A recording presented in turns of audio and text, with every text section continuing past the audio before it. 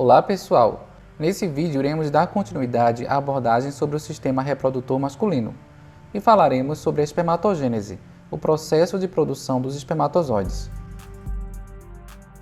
Os espermatozoides são produzidos nos túbulos seminíferos.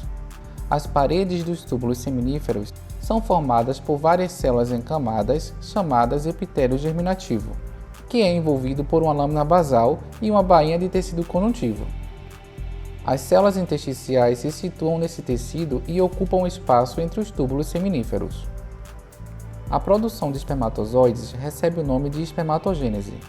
Em um humano adulto, diariamente são produzidos cerca de 300 milhões de espermatozoides e a duração da espermatogênese é de aproximadamente 74 dias. A espermatogênese é o processo pelo qual as espermatogônias se desenvolvem em espermatócitos.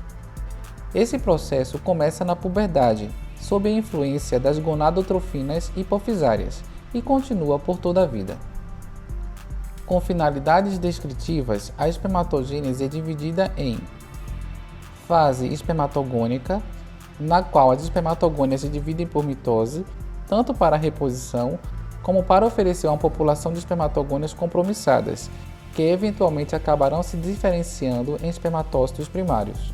Fase espermatocítica, na qual os espermatócitos sofrem duas divisões meióticas, tanto para reduzir o número de cromossomos quanto a quantidade de DNA, para produzir células haploides chamadas espermátides. Fase espermatídica, na qual as espermátides se diferenciam em espermatozoides maduros. Na fase espermatogônica, células-tronco dividem-se para sua própria reposição e para formarem uma população de espermatogônias compromissadas. As espermatogônias humanas podem ser classificadas em três tipos: espermatogônias do tipo A escuras, espermatogônias do tipo A pálidas e espermatogônias do tipo B.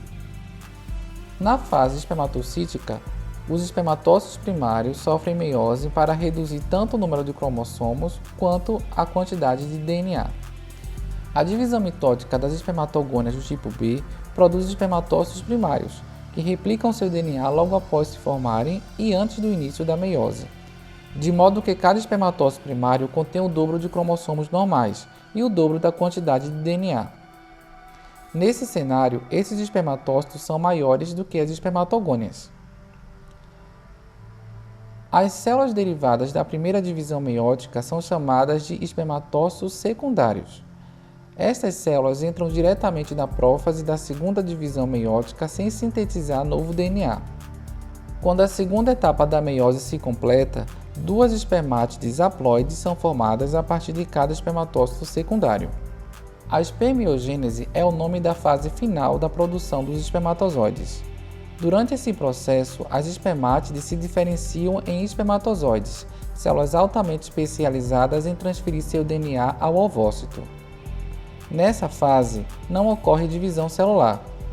As espermátides ficam perto do lúmen dos túbulos seminíferos e sua transformação em espermatozoides é dividida em etapas. Na etapa do complexo de Golgi, o complexo de Golgi é bastante desenvolvido e pequenos grânulos PAS positivos acumulam-se nele. Depois fundem-se e formam um único grânulo acrossômico no interior de uma vesícula limitada por membrana chamada de vesícula acrossômica. Os centríolos participam na formação do axonema na cauda dos espermatozoides. Na etapa do acrossomo, o acrossomo se estende sobre o núcleo como um capuz. O mesmo possui várias enzimas hidrolíticas, como hialuronidase, neuraminidase, fosfatase ácida e protease que têm ação semelhante à tripsina, assemelhando-se a um lisossomo. Essas enzimas conseguem dissociar a corona radiata e digerir a zona pelúcida do ovócito. Posteriormente, o flagelo cresce a partir de um dos centríolos, enquanto mitocôndrias se acumulam ao redor da porção proximal do flagelo. As mitocôndrias então se arranjam de modo a oferecer a demanda suficiente de energia para a movimentação do flagelo. O núcleo volta-se para a base do túbulo seminífero e o flagelo se projeta em seu lúmen. Na etapa de maturação, uma grande parte do citoplasma das espermátides é desprendida na forma de corpos residuais, que são fagocitados pelas células de Sertoli.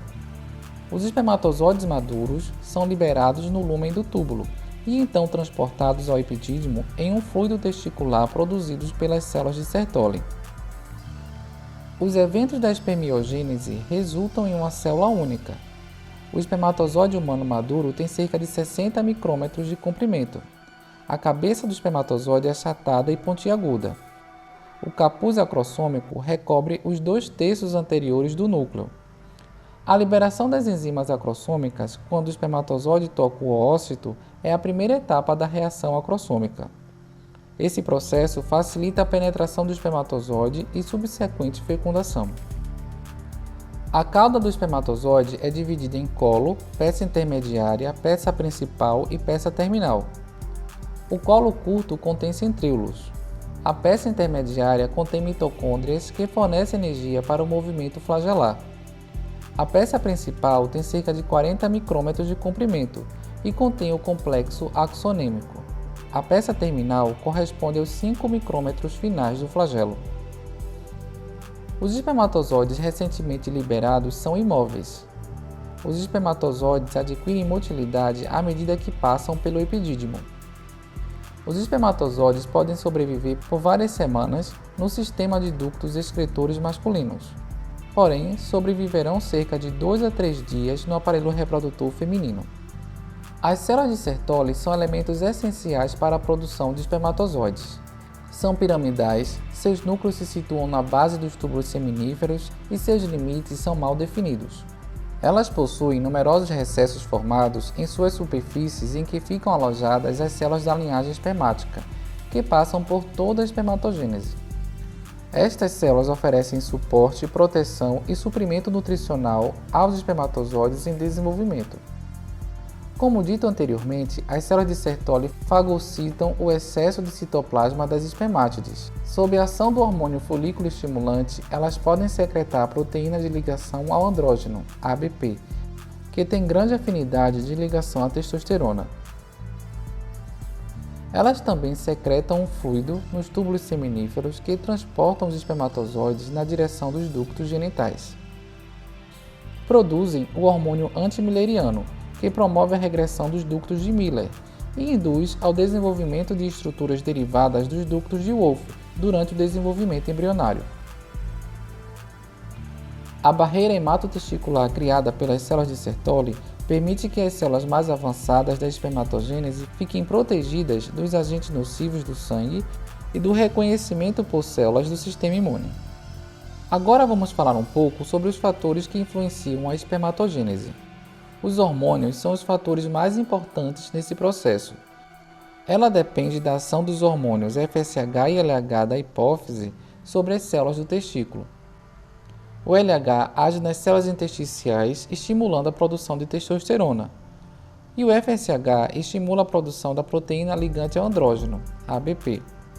A testosterona vai para o interior do túbulo seminífero e se combina com a ABP, mantendo assim uma alta concentração de testosterona dentro dos túbulos seminíferos, o que é uma condição muito importante para estimular a espermatogênese.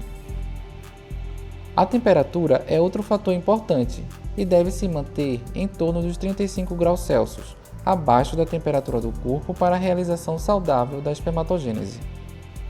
A desnutrição, o alcoolismo, assim como a radiação e várias substâncias podem levar a alterações nas espermatogônias, podendo diminuir a produção de espermatozoides. Os espaços entre os túbulos seminíferos são preenchidos com tecido conjuntivo, nervos e vasos sanguíneos e linfáticos.